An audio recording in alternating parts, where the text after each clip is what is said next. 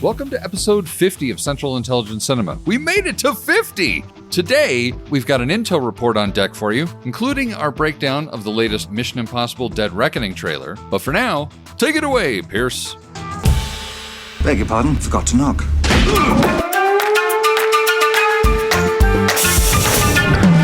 Welcome to the CIC, initiating security clearance.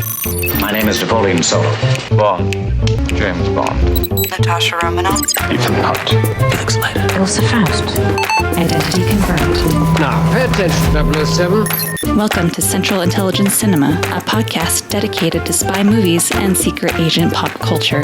Your mission, should you decide to accept it. Do you expect me to talk? I'm in the middle of an interrogation. This moron is giving me everything. Yeah, baby! Special agent, you're not having a very special day, are you? But remember, nothing ever goes according to plan.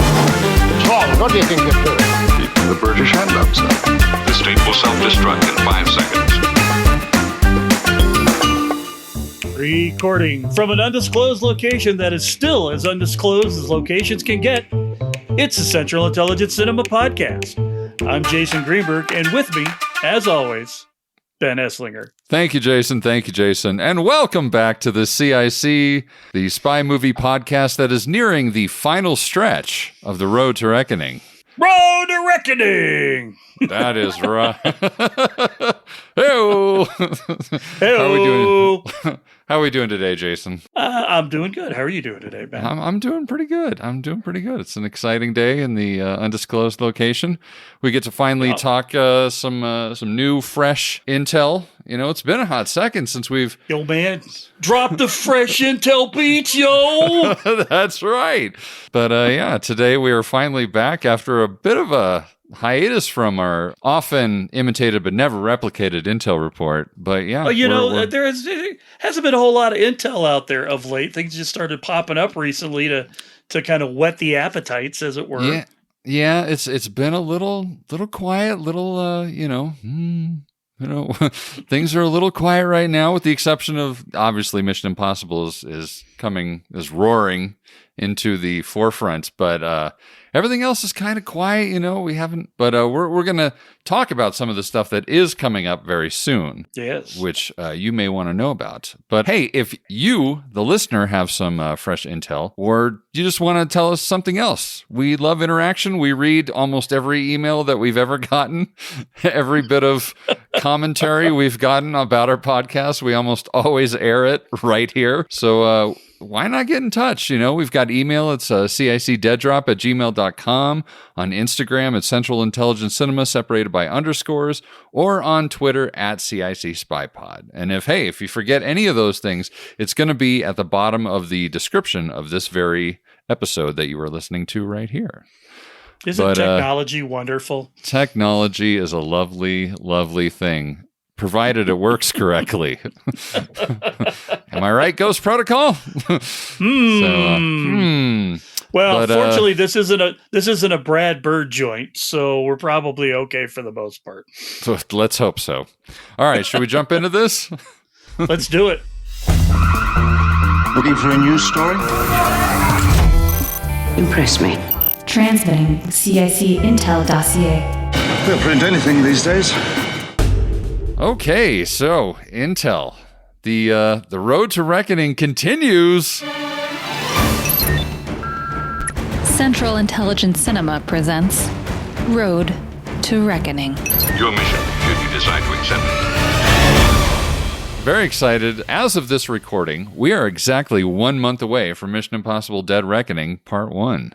Pretty exciting stuff. Since we last talked, they bumped up the release date by 2 days to the 12th of July. As a matter of fact, actually, I ordered a teaser poster, the one with the vertical text alignment of the Mission Impossible logo and Yep. Ethan jumping his motorcycle. I ordered that poster, and I'm pretty sure mine has the old date on it. I haven't had a chance to frame it yet, but that could be a collector's item. Like the Revenge of the Jedi poster. That's right.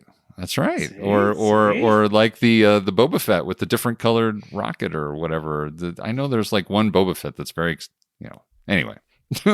I digress.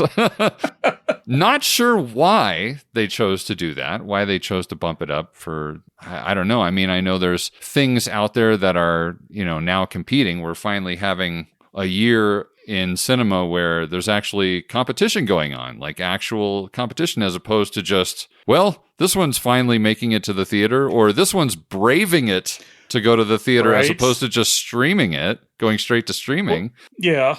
Well, I would have to say, given the recent brouhaha over Barbie and Oppenheimer, two completely 180-degree different movies from different universes. Yeah. I would have to wonder if they changed the date so they could get more IMAX time in before, those 8 people that want to see Barbie in a large screen format get the theater, right? The Margot Robbie super creeps who just need to see Margot as big as she can be. I mean, granted, she's gorgeous, but I mean, anyway, it's Barbie. It's still Barbie. It seems an odd cinematic flex. Yes. Just leave it at that. It is an odd cinematic flex. And there was actually a story in Hollywood Reporter about how Tom Cruise was very unhappy about the fact that Oppenheimer and Barbie seemed to be taking away the large majority of the IMAX theaters, despite the fact the Mission was filmed largely in IMAX. So that was somebody at Paramount dropping the ball big time. Yeah, we'll see how that battle shapes out over the next month, whether or not Tom gets any of those back, or I mean, Tom can flex too, man. He's got some. Yeah, but I feel like Warner Brothers was like, "Are you serious? They haven't, but book them all. I don't care if it's at a loss." Yeah, exactly. We're going to show Paramount and Tom Cruise who's really the boss here. That's right. It's very strange, but regardless, I will see it wherever it is. But speaking of... Hell yeah. Yeah. Speaking of that, since we last chatted, also, Christopher McQuarrie posted on his Instagram that the movie has been officially delivered to the studio. So, allegedly. I said it before in a previous podcast, until I'm watching it on the screen, it ain't done yet. That's right. Well, I mean, it hasn't been rated yet. All the trailers that I've seen say this film is not yet rated, so I can only assume it's going to be PG or PG-13. I'd be shocked, absolutely shocked, if it was a rated R movie. There's no way. It's PG. It's got to be PG-13. I can almost guarantee it. Yeah. Total runtime was reported back in May the 25th. It's saying that it was 2 hours and 36 minutes, down from what was rumored to be close to 3 hours when they did the initial test screenings. So, well, that puts it down right around the same time as Fallout, then. I believe so, yeah. And at least it's, manageable. Not quite in the No Time to Die category of how in the hell am I going to hold my pee for 3 hours. Exactly.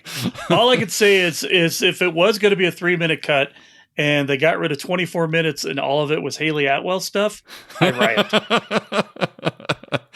I will walk out. Indeed. But hopefully that's not the case. I mean, there's a lot of Haley Atwell in the trailers, so... I'm guessing I'm not going to be disappointed. I'm just saying. That's right. We also got the official poster for the film, which honestly kind of... It was just like one of those, angled, diagonal, everything is on a slant type thing. Mm-hmm. You've seen a million versions of the same poster. I'm very glad that I got the teaser poster because it's way better. It's a little more artistic, a little less more outside the box. Every poster looks like an Avengers poster now. It really does. It's very disappointing. I mean, there was that indie poster, the Indiana Jones poster, that I thought was really good because they went... The original one that came out, yeah. But that one's also out of triangle. So many triangles. It's an artistic thing. It's about drawing your focus on what is the main thing. Ancillary, you build it in layers without layering back. So everything is right there in front of you, but it's prioritized by the importance of it, given how the size is within the shape. I learned that in painting class, and it was bullshit then. Still bullshit now. Most of art school is bullshit. You know what I'm talking about. Very much so. Very much so. So, but you can't get some good ones that come out of that kind of format. But at the end of the day, I think the teaser trailers are more important than the actual movie posters are, or the teaser posters are more important because you already know it's there by that point in time. So now you're just saying, yep, this is the one with Tom Cruise. You want to go to this theater? Right. It's basically a sign saying, walk in here, sir. Or madam, right. Or your gender pronoun of choice. That's right. But the teaser is what's going to get you involved. Right. That is true. So if you have a good teaser poster, and in this case, I thought Dead Reckoning's teaser was good enough to buy it. So yeah, exactly. So we got a number of different trailers, starting with the first full-length trailer, which honestly is an awful lot like the first trailer that we got, with just a hair more dialogue. And even the lines that we do get don't reveal too terribly much, but I did write some of it down here. It starts, of course, with Kittredge, where he says, "Our lives are the sum of our choices. We cannot escape the past. Ethan, this mission of yours is going to cost you dearly." Which, isn't it always? I mean, Henry Czerny is sort of like Alec Baldwin. Very much so. I'd rather listen to him than look at him, to be honest with you. Yeah. But, unlike Alec Baldwin, I feel like Henry Czerny maybe doesn't have quite the level of range. Or gravitas. No, so he just plays menacing really well, but he doesn't really play anything else really well. Everything has inherent menace in it. I don't even know if Henry Czerny has all that much menace. I think he just it comes out of him this corporate-y, governmental, stooge. Yeah, exactly. He's like a zealotous bureaucrat. Exactly. That's a perfect description right there. So anyway, yeah. And then we hear, and I didn't realize this until the 30-second trailer came out, most recently during the NBA Finals, but the next line is from White Widow, i.e. Vanessa Kirby, saying, "The world is changing, truth is vanishing, and war is coming." Whatever that's supposed to mean. We see some subs shooting other subs. Who knows? And then we get this is what. Sorry, this is one of those. This is one of those things where it's like we need her to say something that sounds profound, but is actually kind of horseshit. You could take all of the nouns in here and swap them around in each one of those short statements, and it still sounds equally menacing. Right. Oh, yeah. Truth is changing. War is vanishing and the world is coming. Ooh. You're really good. The war is changing. The world is vanishing and truth is coming. That's right. I mean, all of those things work. And they all mean nothing. Nothing. Christopher Corey's like, what can I have her say that we can throw in a trailer and make people think, yeah, it is. Well, I mean, this is the art of the trailer editor too, because all trailers do this. They all just like, what lines can we use? We need to represent this. Okay, we need some White Widow. We need some of this, because that there is a list that's given to an editor. It's like, okay, so we need 3 seconds of screen time from the White Widow. We need 5 seconds of Ethan Hunt saying something like this. We need 2 seconds of Luther. We need, and just a dash of Simon Pegg. It's like, so then we get the villain, Gabriel, however it's pronounced, portrayed by Isai Morales. It says, "It's been a long time, friend. You have no idea the power I represent. It knows your story and how it ends." So, and the one thing that I will say it still goes to those screens that are on the wall in whatever fancy nightclub they're in. So I don't know if that means anything at all or if it's just misdirection. So who knows whether it has anything to do with AI or anyway. So then another kind of throwaway line from Kittredge, "Listen to me, the world is coming after you." We see that shot of facial recognition, which Jason loves so much, where someone is searching for Ethan Hunt over every single closed circuit camera in existence. Yep. Just like you do. Like you do. And then we get another line from Gabriel where he says, "His fate is written. Shall we write yours too?" Looking at Haley Atwell's character, Grace. Can I just say that when I first read the notes, I thought you said Haley Atwell's ass? And I'm like, I don't remember that from the trailer. I think we would have remembered something like that. You especially. I think it might just be me. Wishful Freudian thinking. slipping, maybe. Yeah. So then Ethan very angrily says, if anything happens to them, there's no place that I won't go to kill you. That is written. And then we see some fighting shots on a train, and then we hear Luther where he says, what's your objective? What's your ultimate objective? Why aren't you coming to Arby's? We got the meats. We got the meats. I mean, come on, man. And then Ethan says, your life will always matter more to me than my own, speaking to his team, of course. And then Luther retorts with, none of our lives can matter more than this mission. So, of course, every single mission is this. And every single mission, you could say it all you want. Ethan's like, nah. Yeah, I don't accept that. Nah. So, some shots of note. There's Ethan is punching somebody repeatedly, very hard. Some of the hardest punches I've ever seen Ethan deliver to anyone.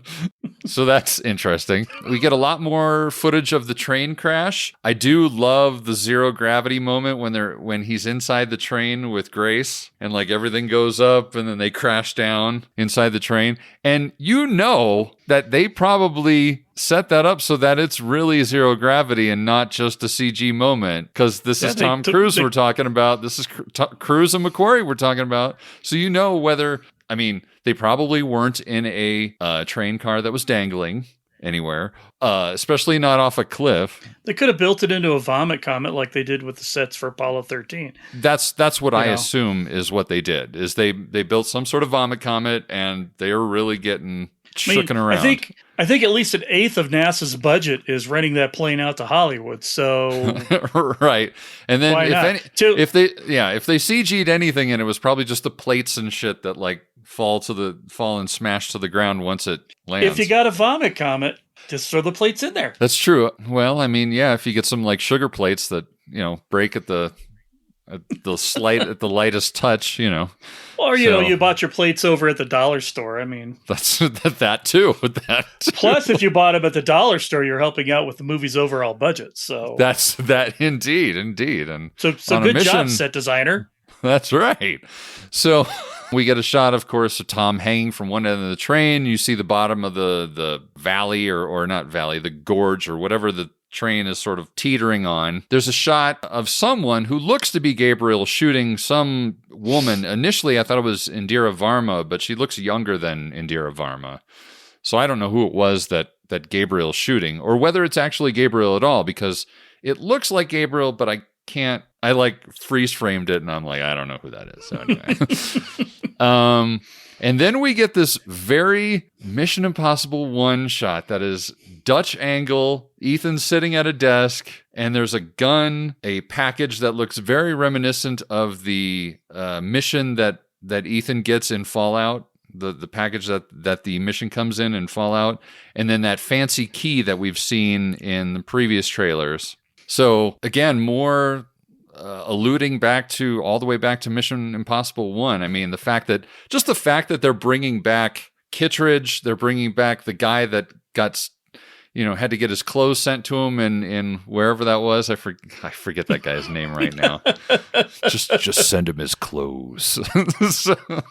So anyway, just a lot of alluding back to Mission 1. We don't see though. What's that? We don't see Emilio Estevez magically reappearing, and that makes me sad. That makes me sad too. We haven't seen. Where is Emilio Estevez? I think he's just producing these days. Yeah, he directs now. He doesn't really get in front of the camera. Wouldn't it be funny if at the very end of Dead Reckoning Part 1, he ends up becoming the main bad guy? Oh my God. And he's got some horrible face disfigurement from the accident in the elevator shaft. Exactly. And he's adopted a name, with 3 names in it. So it's like, Tom, Bob, Blofeldstein or something like that. We just go down the whole Spectre road. He's part of Hydra, so he's got a little ring with a bunch of different tentacles on it. It'd be amazing. I mean, yeah, that's what I'm saying. If he ended up being the main bad guy in this, it would settle my mind that Mission Impossible series is the greatest spy series ever. That'd be incredible. So that we get some more shots of Pom Clementif looking almost Harley Quinn-esque. She's in this tight alleyway with Ethan, and she's got this stick that she's kind of threatening him with. We get some rather lovey-dovey shots of Ethan and Ilsa together on a veranda, as well as in, like, they're on, like, some sort of little, what are those boats that you get in, like, Italy? Gondola? The gondolas, yeah, like, there's a shot at night where they're in like a gondola-looking boat together, kind of holding hands. I'm like, oh, this is never good because anytime Ethan gets involved with somebody, they die. Just saying. Anyway, so, and then we get the very Skyfall-esque fight on top of the train where we see like a wide shot of the bridge, explodes, and then we see Ethan have to drop down to barely get through the tunnel, which is kind of, I mean, how many times have we seen that? I mean, I'm just... Yeah, well, if you're on top of a train and there isn't a bridge that you have to drop down on, right, you're not really on a train. That's right. That's right. What are we even doing here? If Hollywood has taught us anything since the silent movies, is that running on top of a train is very dangerous. That's right. And the other thing that we've learned from Hollywood about trains is you're not really in a train unless that train goes through a tunnel somewhere. There's always a tunnel. There's always a tunnel. Always. No matter what. You could be in Kansas or Nebraska and it will run through a tunnel. There's a tunnel. That's right. Why is this tunnel here? I don't know. It's a train. It is. Are you kidding? It's a train. Do you not see the train tracks? I don't understand the question. Exactly. So, and then one final thing that I added late to the Intel report that Jason doesn't even know about. There was a recent article that just came out in the latest Empire magazine about Dead Reckoning that gets quotes from a bunch of cast members as well as McHugh. And near the very end of the article, I found it very interesting, saying that he has in fact been impacted by the writer's strike, which tells me that means that's going to put pressure on Dead Reckoning Part 2 as far as getting it done and meeting that deadline, which they waited for a very long time and pushed it off many, many, many, many, many times. Even post-pandemic, they pushed back the date because they wanted to make sure that they got Dead Reckoning Part 2 in the can. And according to the article, they're only about 40% done with shooting. So this will be interesting to see if they hit it. I mean, it could be one of those like Rogue Nation situations where they just lop 3 months of post off again and just I feel like everything. If this is Tom Swan's song, I don't feel like he's going to be okay with giving it any less than it needs to be. But maybe he needs to be less concerned about getting his shit on IMAX and more concerned with getting the screenwriters writing again because he's Tom Cruise. He could make that happen. Maybe he couldn't make it happen, but he could certainly push that vehicle a little further down the road, like towards... If you think a guy with his kind of clout, you think about it like with this, if he came in, if he got Harrison Ford, granted maybe Harrison Ford 25 years ago, he's still Harrison Ford, but, but I mean, if you got the people that have the power in Hollywood from an acting perspective really leaning, and maybe he is. You may just not be Tom talking Hanks. about it. Maybe he is. Tom Hanks. Yeah. And I mean, but Hanks has gone on record, right? He's out there, I'm out here with my friends, the writers. I would have nothing to say without them, right? It's crazy. But I haven't seen Cruise come out and go, hey, dumbasses, do what they want. Right. And considering how he was kind of at the focal point of that with Top Gun, when they didn't want to release it in the theaters or they wanted to do the split release. And he was like, no, my money comes from when it's here. He should completely be on the side of the writers who are basically only asking for a fair share of their work in the new environment that their work is presented in. Yeah. So, I mean, I will say that I think his hand is going to be forced to a degree because it sounds like McQuarrie, being really a writer ultimately more than anything else. I mean, he is a director, but when I think of Christopher McQuarrie, I think writer. He is a writer to the core. He's going to be in solidarity with those guys. And so if he's in solidarity, I got to think that Cruise is going to get on board and eventually do what he needs to do to help settle this. Yeah, see, I think what you need to do is you need to get all the Hollywood execs in a room on a big table like you see in the movies, right? And you got the execs on this side of the table and the execs on this side of the table. And at the head of the table on one side is Tom Cruise. And at the head of the other table on the other side is Arnold Schwarzenegger. And then you basically get the two of them tag teaming against all the executives, with Tom being Tom and Arnold being Arnold. And this thing's resolved in like 2 hours. Probably less. I mean, Tom would wear him down in half an hour. and Arnold would walk in with... He'd walk in with his Conan the Barbarian sword, flip it around a couple times, put it on the table, and be like, no one leaves until we've got a decision here. This worked when I was the governor. It's going to work now. Isn't that right, Mr. Tom Cruise? If all of you can't come to a decision with me and Tom, you're terminated. Exactly. Anyway. It'll be interesting to see how much longer this goes on. Because it's at the point where it's starting to affect Disney and the Marvel stuff and the Star Wars stuff. And that's not even movies. They could give two shits about that kind of stuff. It's TV, all that. So when Disney starts to get upset with it, Tom Cruise starts to get upset with it. At some point in time, Amazon's going to get upset with it too. The big players will have to come in. Yeah, critical mass is going to happen real soon. Nobody wants a replay of the garbage that came out after the last writer's strike in the early 2000s. Yeah. Oh my God. It took them all 6 months just to remember how to do their job. Stuff that was coming out was just like, we need to get stuff now. Okay. So here we go. I have a good story. All right. So there's a character named Dick and there's a character named Jane. They see a dog.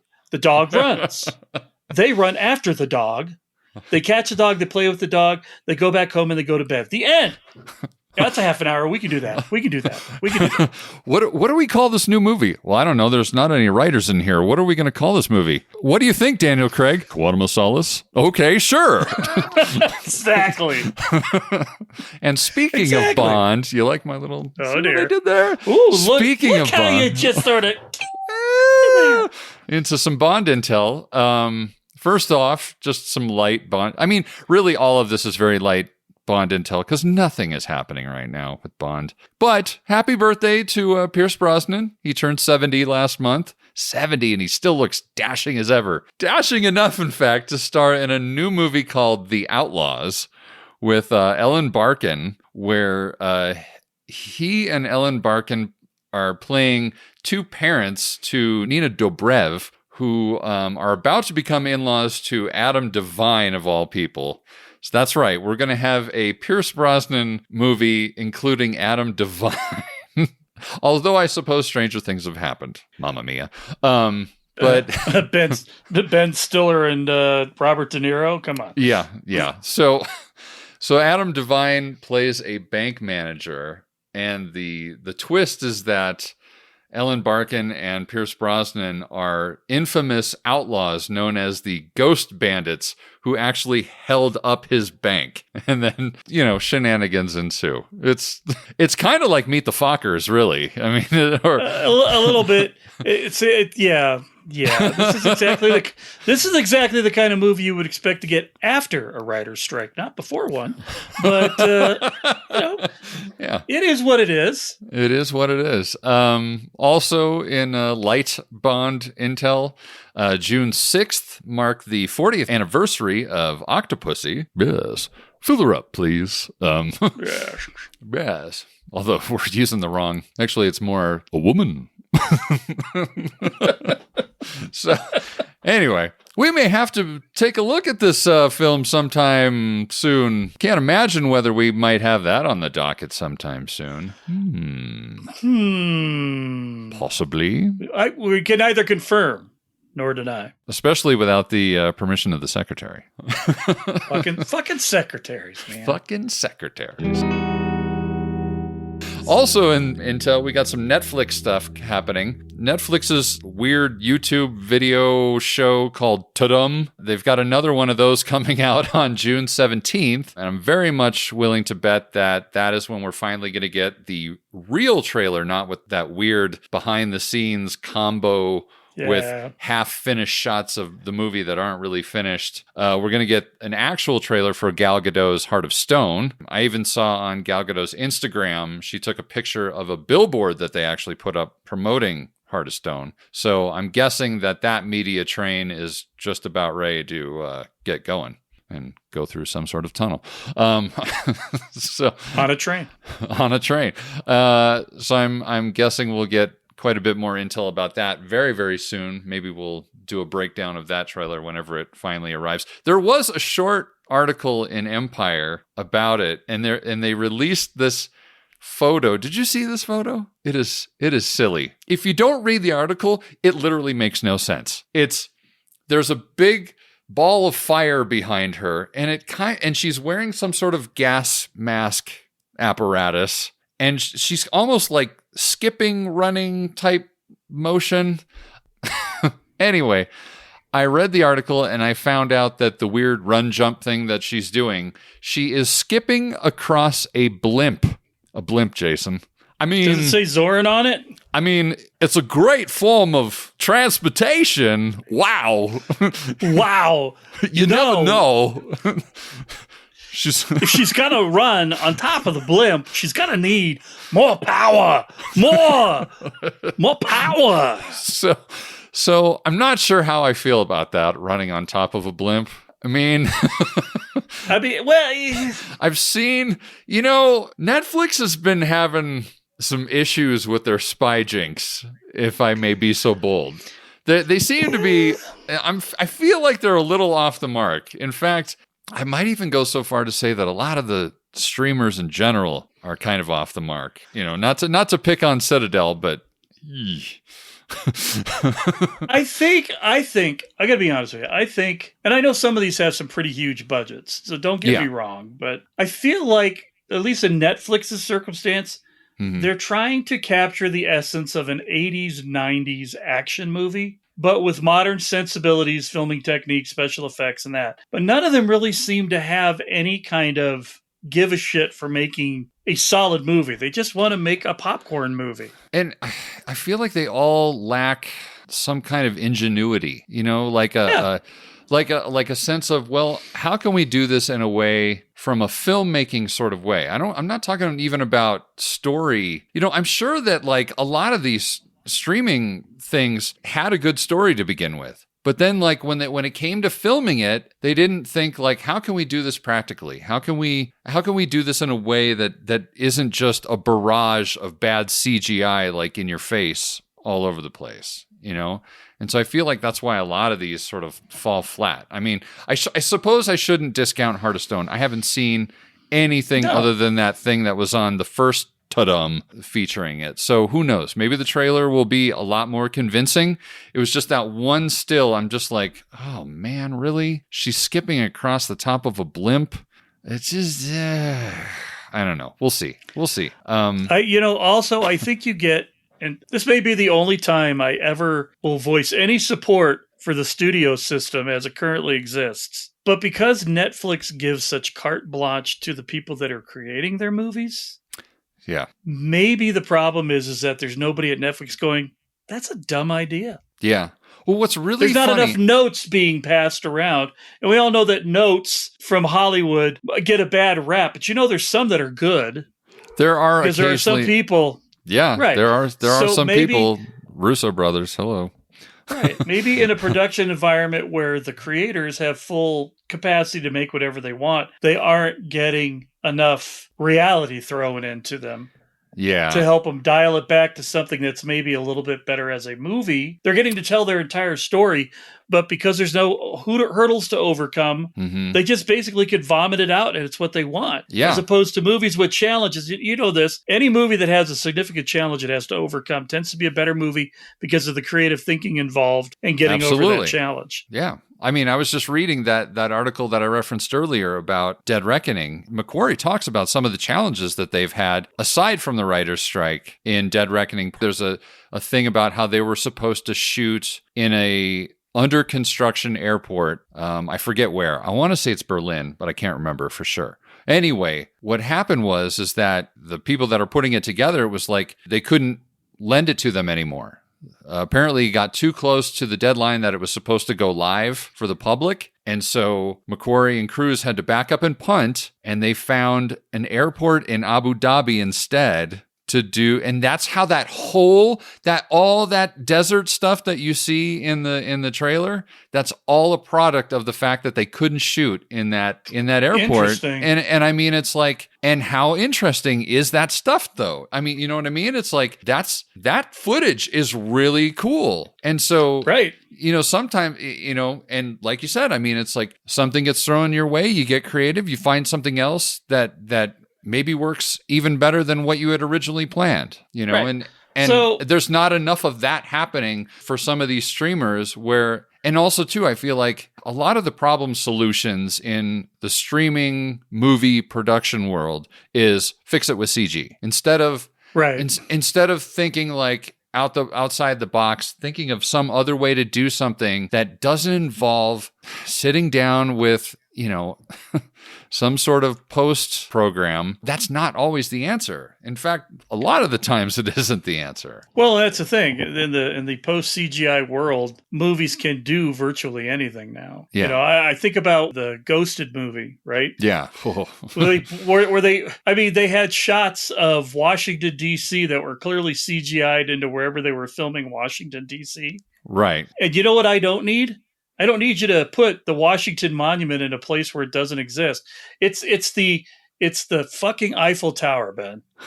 It's the Eiffel Tower in the window of every hotel room. Every building. In Paris. I don't. Yeah. If you tell me I'm in Washington, D.C. or Paris, I'm going to believe I'm in Washington, D.C. Unless you're telling me I'm in Paris and all the signs are in German. Right. Then you have a problem. But you could do set dressing to make it look like Paris without any CGI. Because you know what? They fucking did that shit for decades. Oh, yeah. Well, I mean, you think about all the times that they've shot in like Prague or someplace other than Berlin and just called it Berlin, and just changed the signage or whatever. It's oldish looking, it kind of sort of matches Germany, whatever. Right. Georgia. Atlanta has been doubling for New York in just about every Marvel movie for the last 10 years. There you go. Exactly. Speaking of problems with streamer movies and television, we did get a chance to watch the first few episodes of Arnold Schwarzenegger's Fubar. I'm sad to say that I don't think we're going to cover it much more than the next 5 to 10 minutes right now, because it's not quite what either of us, I think, expected. I don't know. No, I think going into it with the trailers, it was an aging CIA operative gets pulled back into the fold for one last mission. That's what I got out of it. That's what I got out of it as well. You're bringing in Harry Tasker, right? Yeah, exactly. For the one last mission. I was expecting the spiritual sequel to True Lies, only it's Harry Tasker now he's like about ready to retire and shenanigans ensue, but it's not. It's really kind of turned into a father versus daughter one-upmanship game that I don't even enjoy that comedy. Exactly. I don't even enjoy that stuff when you don't have a spy element in it. Yeah, and like when I saw that scene, there's a scene where they're in a psychologist's office and they have to use puppets of each other to talk.